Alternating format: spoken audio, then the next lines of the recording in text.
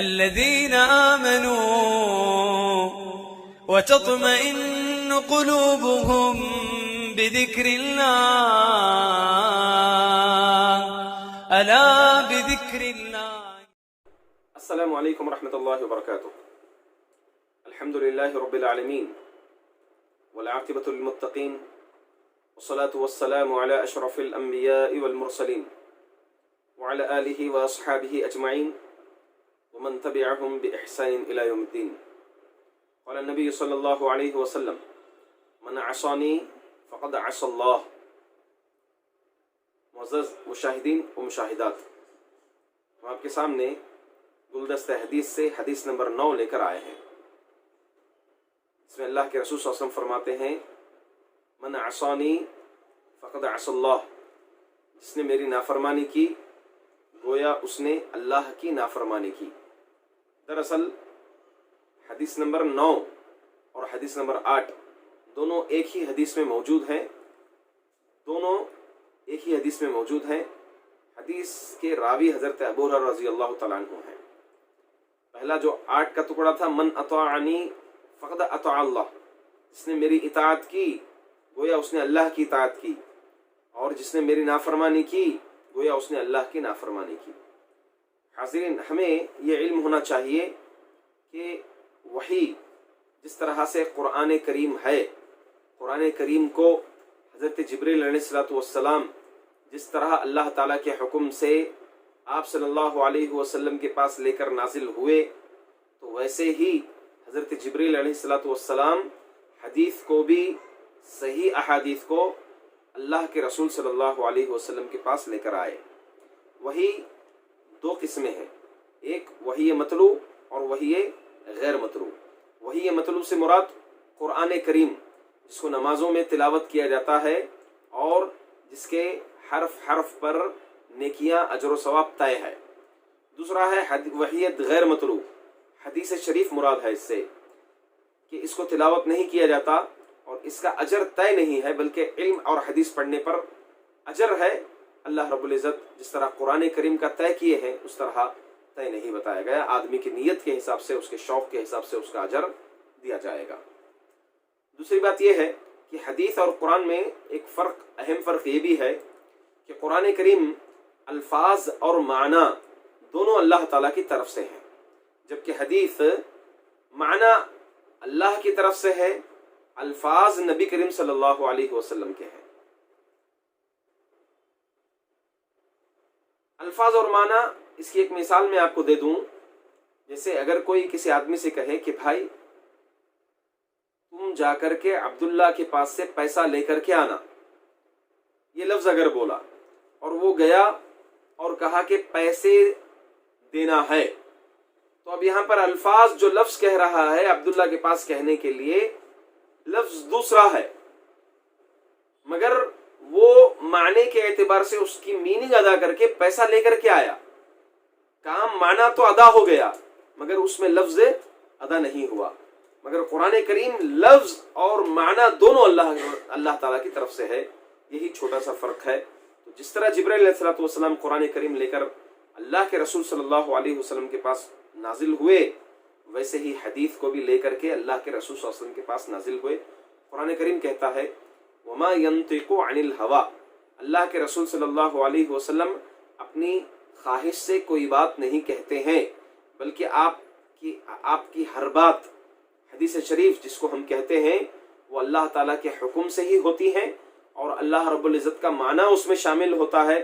بس الفاظ نبی کریم صلی اللہ علیہ وسلم کے ہوتے ہیں، چاہے وہ پریکٹیکلی ہو چاہے وہ تقریری ہو. خود اللہ کے رسول صلی اللہ علیہ وسلم جس کو پریکٹیکل کیے ہوں وہ بھی حدیث ہے، اور اللہ کے رسول صلی اللہ علیہ وسلم کے سامنے کوئی کرتے ہوئے آپ صلی اللہ علیہ وسلم نے دیکھا ہو اور اس پر خاموشی اختیار کی ہو، وہ بھی ہمارے لیے حدیث ہے. اب یہاں پر اللہ کے رسول صلی اللہ علیہ وسلم کی بات کو، حدیث کو، جس نے اس حدیث کی نافرمانی کی گویا اس نے اللہ تعالیٰ کی نافرمانی کی. کیوں؟ کیونکہ وہی یہ بات بھی اللہ ہی اتارتے ہیں، یہ بات بھی اللہ ہی اتارتے ہیں. تو گویا حدیث کا انکار قرآن کا انکار ہے. کیسے بھی؟ دلیل کیا ہے؟ اللہ تعالیٰ فرماتے ہیں یا ایھا الذین آمنوا اطیعوا اللہ वातिअ रसूल। दूसरी जगह फरमाते हैं वमन युतिअ रसूल फक़द अताअ अल्लाह, जिसने रसूल की इताअत की गोया उसने अल्लाह की इताअत की। तो इसका अपोजिट माना क्या हुआ? जिसने रसूल की नाफरमानी की गोया उसने अल्लाह की नाफरमानी की। अल्लाहु अकबर। देखिए, अल्लाह ताला हम तमाम को तौफीक दे अल्लाह के रसूल सल्लल्लाहु अलैहि वसल्लम की नाफरमानी ना करने की। अल्लाह के रसूल सल्लल्लाहु अलैहि वसल्लम की नाफरमानी करना एक बहुत बड़ा गुनाह है, बल्कि जो है जन्नत में दुखूल का सबब अल्लाह के रसूल सल्लल्लाहु अलैहि वसल्लम की इताअत ही में है। जिसने अल्लाह के रसूल सल्लल्लाहु अलैहि वसल्लम की इताअत नहीं की, नाफरमानी की, गोया वो इस्लाम से खारिज हो गया। गोया उसने अल्लाह की इताअत नहीं की, गोया वो मुकम्मल खारिजी हो गया। मुसलमान नहीं कह सकते उस आदमी को जो अल्लाह के रसूल सल्लल्लाहु अलैहि वसल्लम की बात का सिरे से इनकार करता है, नाफरमानी करता है अल्लाह के रसूल सल्लल्लाहु अलैहि वसल्लम की। अल्लाह ताला कुरान में फरमाते हैं या अय्युहल्लज़ीना आमनू अतीअ अल्लाह व अतीअ रसूल, ऐ मोमिनो, ऐ लोगों जो ईमान लाए हो, तुम अल्लाह की इताअत करो और अल्लाह के रसूल सल्लल्लाहु अलैहि वसल्लम की इताअत करो।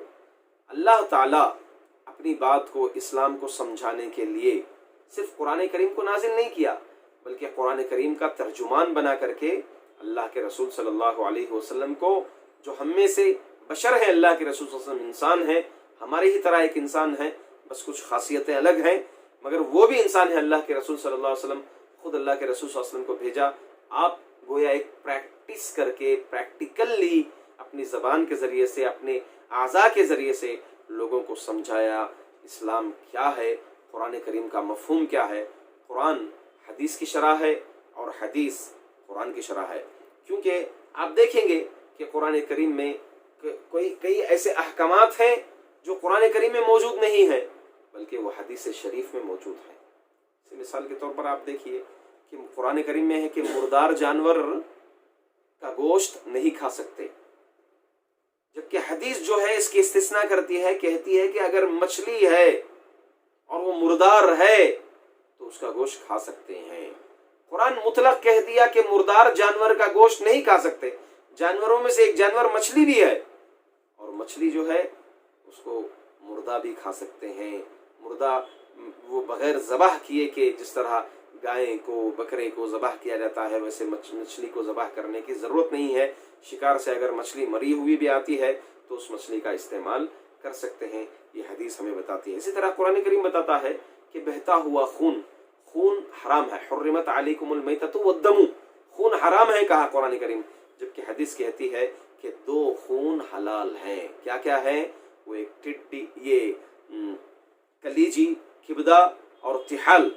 कलीजी और तिल्ली, ये दो चीज़ें ऐसे हैं, खून है, दरअसल खून का लोथड़ा है वो, जबकि हदीस ने कहा कि ये खून एक आदमी खा सकता है, एक मुसलमान के लिए हलाल है ये खून। तो मालूम ये हुआ खुलासे के तौर पर कि हदीस शरीफ कुरान करीम का तर्जुमा है। ये दोनों लाजिम और मलजूम है। कुरान को अगर समझना हो, उसकी तफसीर जानना हो, तो बग़ैर हदीस के नहीं जान सकते। जिसने हदीस का इनकार कर दिया, जिसने रसूल की बात का इनकार कर दिया, गोया उसने अल्लाह की बात का इनकार कर दिया। अल्लाह ताला से दुआ है कि अल्लाह ताला हम तमाम को तौफीक दे कि अल्लाह के रसूल सल्लल्लाहु अलैहि वसल्लम की इताअत करें, अल्लाह के रसूल सल्लल्लाहु अलैहि वसल्लम के बताए हुए तरीके पर चलें। इस हदीस को बुखारी और मुस्लिम दोनों ने रिवायत किया है। अल्लाह ताला हम तमाम को इस हदीस पर अमल की तौफीक दे। आमीन। अस्सलामु अलैकुम व रहमतुल्लाह।